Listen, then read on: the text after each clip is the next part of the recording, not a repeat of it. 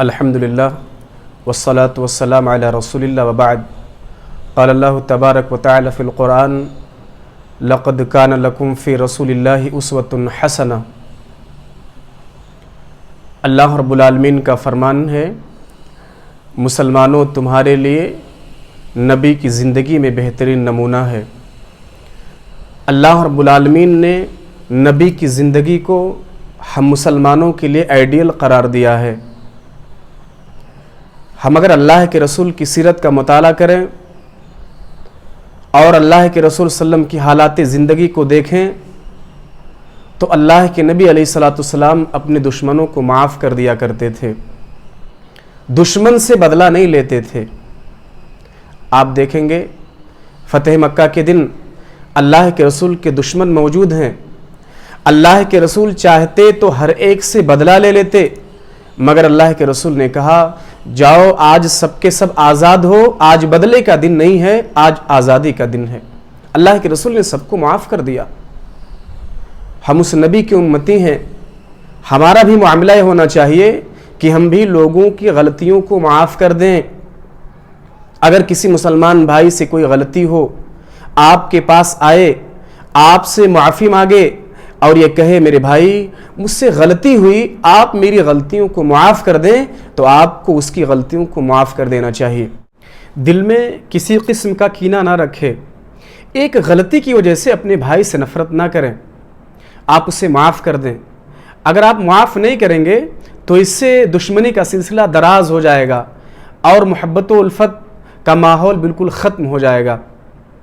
ظاہر ہے کہ آپ سے بھی غلطی ہو سکتی ہے، اگر آپ سے وہ غلطی ہوتی تو آپ کی کیا منشا ہوتی؟ آپ یہی چاہتے نا کہ میرا بھائی میری غلطیوں کو معاف فرما دے، تو آپ بھی اس کی غلطیوں کو معاف کر دیں۔ آپ بھی وہی چیز پسند کیجئے جو اپنے لیے پسند کرتے ہیں، تو آپ غلطیوں کو معاف کریں، غلطیوں پر مواخذہ نہ کریں۔ آپ دیکھیں گے ابو بکر صدیق رضی اللہ تعالیٰ عنہ یہ مستح رضی اللہ تعالیٰ عنہ کے بارے میں قسم لے لیتے ہیں۔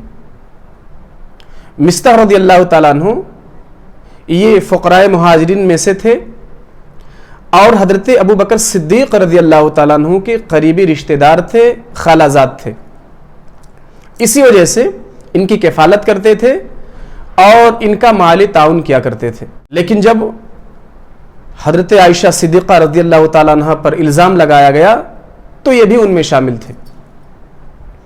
نزول برات کے بعد حضرت ابو بکر صدیق رضی اللہ تعالیٰ عنہ کو بہت صدمہ ہوا، آپ کو بڑی تکلیف ہوئی، جس پر ابو بکر صدیق رضی اللہ تعالیٰ عنہ نے قسم لے لی کہ میں آج کے بعد مستح پر کوئی خرچ نہیں کروں گا۔ اللہ رب العالمین کو یہ انداز پسند نہیں آیا، اللہ کو یہ بات پسند نہیں آئی اور اللہ رب العالمین نے یہ آیت نازل کی۔ آیت کریمہ کا ٹکڑا ہے وَلْيَعْفُوا وَلْيَصْفَحُوا أَلَا تُحِبُّونَ أَن يَغْفِرَ اللَّهُ لَكُمْ وَاللَّهُ غَفُورٌ رَحِيمٌ۔ معاف اور درگزر کر دینا چاہیے۔ کیا تم اس بات کو پسند نہیں کرتے کہ اللہ تعالیٰ تمہاری غلطیوں کو معاف فرما دے؟ اللہ تعالیٰ معاف کرنے والا اور رحم کرنے والا ہے۔ یہ سنتے ہی ابو بکر صدیق رضی اللہ تعالیٰ عنہ بے ساختہ پکار اٹھے، اے میرے رب میں چاہتا ہوں تو میری غلطیوں کو معاف کر دے، میں چاہتا ہوں تو میری غلطیوں کو معاف کر دے۔ اس کے بعد ابو بکر صدیق رضی اللہ تعالیٰ عنہ نے قسم کا کفارہ ادا کیا اور حسب سابق پھر ان پر اپنا خرچ کرنا شروع کر دی۔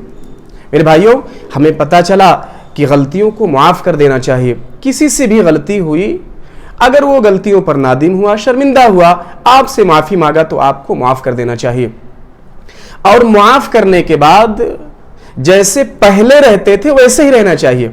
ہمارا معاملہ یہ ہے کہ ہم لوگوں کو معاف کر دیتے ہیں اور سلام دعا بھی چھوڑ دیتے ہیں، ایسا نہیں ہے۔ غلطی ہوئی، معافی مانگا، آپ معاف کر دیے، تو ویسے ہی رہنا چاہیے جیسے پہلے رہا کرتے تھے۔ ابو بکر صدیق رضی اللہ تعالیٰ عنہ جب قسم کھائی اور جب اللہ تبارک و تعالیٰ کی آیت ان کے سامنے نازل ہوئی تو ویسے ہی ہو گئے جیسا پہلے خرچ کرتے تھے۔ خرچے کی ذمہ داری ویسے ہی نبھائی جیسا پہلے نبھاتے تھے۔ تو آج ہمارا معاملہ کیا ہے کہ ہم اگر معاف بھی کر دیتے ہیں تو رویہ چینج کر دیتے ہیں، آپ ویسے رہو جیسا پہلے رہتے تھے، محبت اتنی کرو جیسا پہلے محبت کرتے تھے، آپ کا ہر معاملہ اسی طریقے سے ہونا چاہیے جیسا پہلے رہا کرتے تھے۔ اور یاد رکھو اللہ کے رسول صلی اللہ علیہ وسلم کی حدیث ہے، جو آدمی اللہ کے لیے تواضع اختیار کرتا ہے اللہ تعالیٰ اس کے مقام کو بلند کرتا ہے۔ اللہ رب العالمین سے دعا ہے اللہ ہم سب کے گناہوں کو معاف فرما، اللہ تعالیٰ اسلامی شریعت کے مطابق زندگی گزارنے والا بنا، آمین۔ تقبل رب العالمین۔ السلام علیکم ورحمۃ اللہ وبرکاتہ۔